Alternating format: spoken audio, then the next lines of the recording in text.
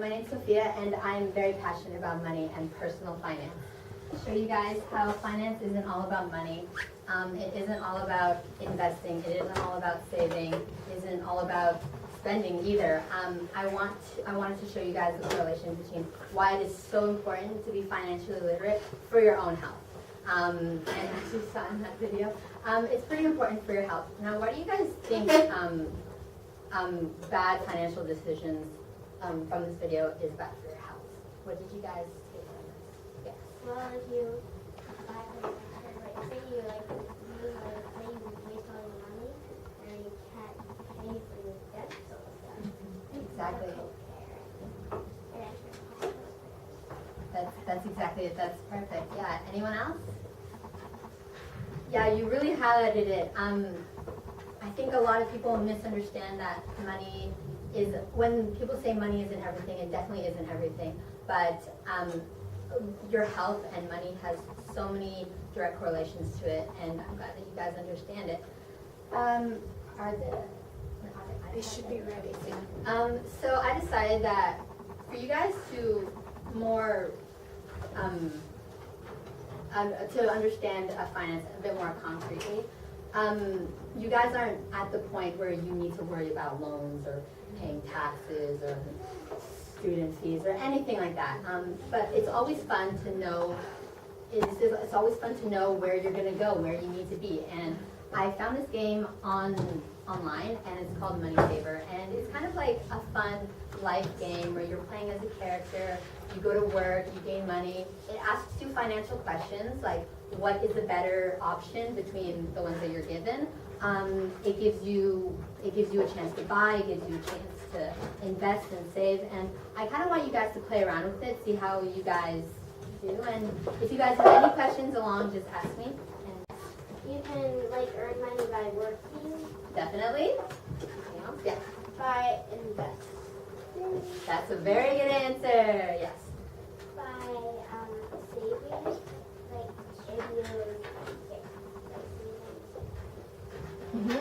On certain savings accounts, you get interest on that, and that can help you earn more money. Yeah? You can have insurance. Insurance doesn't directly give you money. It helps you when you've got something broken, like health insurance, or someone broke into your house, like or tenants insurance, sorry. But it doesn't directly give you money. It is a plus to have, though. Yes. Girls, don't play with the little kickstand because they break very easily. All right. This isn't the best way to get it, but it is a way to get it. You ask your friends or your family if you're $2 off of something you need. That's true. That's true. I think a lot of you guys get birthday money, New Year's money, Christmas money? That's a form of income. If you guys didn't know, income isn't only given to you by a paycheck or a job or investment. It's given to you by gifts as well. Not only that, but you can think of any gifts as a sort of income. Money is more easy to think about. Gift cards. Yeah, exactly. And those things are really easy to track because you can't really track the worth of, say, a teddy bear that you got, but you can definitely calculate the worth of a gift card, of a $20 gift card. That is $20, right? So that's something that you guys can think of while you're playing your game, while you're even in life. When you get money somehow, that's an income that you're getting, and track it and make sure you know where it's going. So yes. Hi, I'm Sophia, and I'm passionate about money and personal finance. I decided that today we would play Monopoly because I love Monopoly. Do you guys love Monopoly? Yeah. It's kind of a fun game. Do you guys keep track of everything you spend, everything you buy? No. No? Sometimes you do it? Don't shout. Raise your hand. Is this with cash? Do you guys have a bank card yet? I use cash and I just keep all my receipts for the month, and then I count out my monthly total. That's amazing. Wow, that's really good. Also, sorry, just before I continue, does anyone get an allowance here or chores? Yeah, chores money? Allowance. Okay. Yeah, so do any of you guys have a bank card? Yeah? Do you keep track? Do you use it often? I don't like using it. I'm scared. I was the same way. Yeah, so keeping track of where your money is coming from, where it's going is the base, it's the fundamental like rule of personal finance. If you can do that, then you're pretty much set. All the rest is basically just details. And in my grade 11 accounting class, we played Monopoly, and as you play Monopoly, you get money, you spend money, you lose money, and well, we decided to incorporate personal finance, and this way my teacher gave me a tracking sheet, and you were to track all of your transactions. That means outgoing transactions when you buy something or when you pay something, and incoming transactions when you get something. And what I'm gonna do today, guys, is half of you guys are gonna get this transaction sheet to write on, so that's why you guys are gonna need your pencils, and half of you aren't. At the end, we're gonna see what happens. So let's go ahead.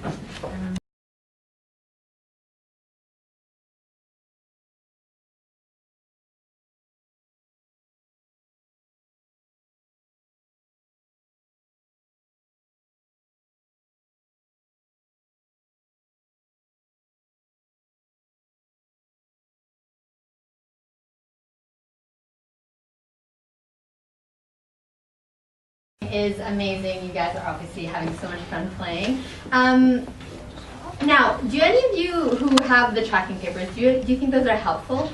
Yes. And a no is a very acceptable answer. Yes? Yes. Does anyone find it not helpful? Okay.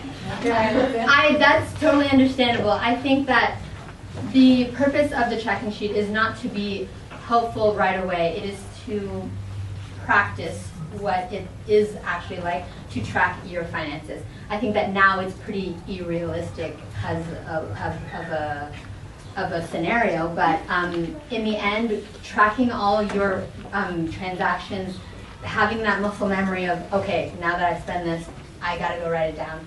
That's very helpful in the long run. So maybe you guys don't think it's helpful right now, which is fine, but trust me, when you get into it, it'll be really helpful. Secondly, a lot of people are asking me what to write on their transaction sheet. What should the title be?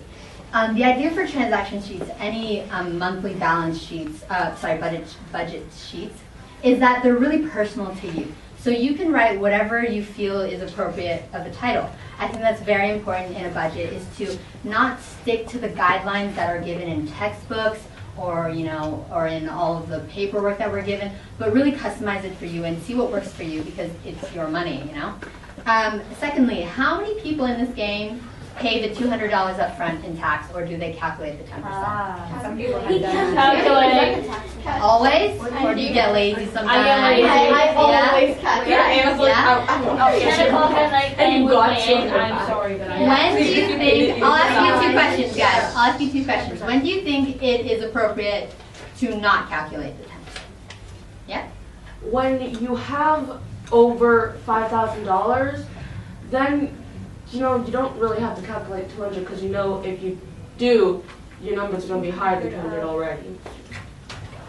And I guess that leaves my other question pretty pointless if I say It's 2,000. 2,000, not 5,000. 2,000. Okay. I'm just saying a random number. Yeah. Higher. I think that's really helpful to know, guys, because when you get into your own personal finance, you're going to find some time where you can either choose to pay the base amount, or you can choose to pay a percentage that they're offering you. And I think to know the difference when it is appropriate to use either one, when it is appropriate to use to your advantage, either one, it's really good to know. So make sure to use your transaction sheets to your advantage. Find a way to just try to use this to help you, in this game of Monopoly. And let's see, continue playing. And we'll see how to buy it, right? Yeah. Hi, I'm Sophia, and I'm very passionate about money and finance. I decided that it would be a good idea to start with a workbook that we got in grade 9. Now, this may seem a little advanced, a little too complicated, but trust me, it is so easy. Finance is very simple. Can I ask you guys to, at your tables or wherever is easy, you could join a table if you want to group up with girls, and just start looking through the book.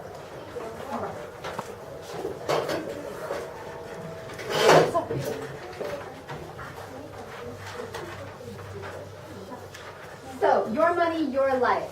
This is an activity book that high school students use, high school students work with. It may seem a little intimidating, but it is very simple. It is about managing your life, knowing how to budget and know where your money comes from, where it is going, and how you can use that to your advantage. Now, can anyone tell me kind of what they think budgeting is? What comes to mind? Budgeting. Don't be shy. Yes. It's like you have a certain amount of money, and like Yeah. you wanna make sure you have enough for everything. So you don't wanna like splurge it all on one thing. Exactly, exactly. And what I love about what you just said is that you don't want to splurge it on anything. You kind of want to, the idea of budgeting is that you have enough for everything you need, and maybe everything you want as well. And I think this is just a great way of showing this. So, at your tables, you guys are going to be profile 1. You guys are going to be profile 2. You guys will be profile 3, and you 2 at the back will be profile 4.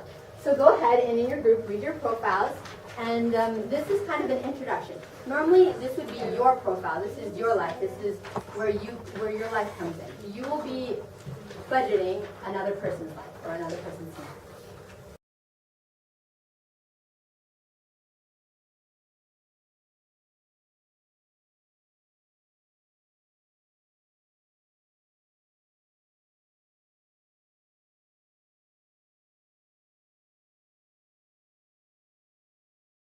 Thank you so much for having me.